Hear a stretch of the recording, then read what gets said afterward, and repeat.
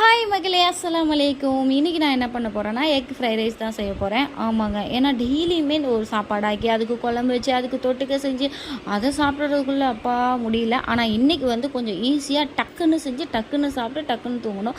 So அந்த மாதிரி தான் செய்ய போகிறேன். ஸோ இதுக்கு தேவையான பொருள் என்னென்னு பார்த்தீங்கன்னா, வெங்காயம், கேரட்டு, புதினா மல்லி கொஞ்சம், ஒரு பச்சை மிளகா, வெரி வெரி இம்பார்ட்டன்ட் இந்த ஒரு ஹாப்பி மா பவுடர் தான்.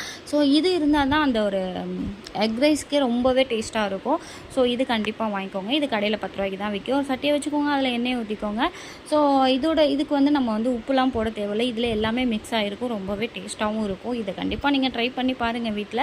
சரி, ஓகேன்னு சொல்லிட்டு நம்ம வெங்காயம், அப்புறம் இந்த கேரட் எல்லாமே எண்ணெய் காஞ்சதும் போட்டுட்டோம்.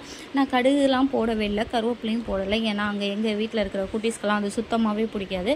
அதனால் நான் சும்மா வெங்காயம் இதை மட்டும் போட்டு நல்லா வதக்கி எடுத்துட்டேன். அப்புறம் இன்னொன்று ஒரு விஷயம் சொல்லணுச்சு. உங்கள் வீட்டிலலாம் கேஸ்க்கு நீங்கள் என்ன யூஸ் பண்ணுவீங்க? கேஸ் ஆன் பண்ணுறதுக்கு ஒன்று தீப்பெட்டி யூஸ் பண்ணுங்க.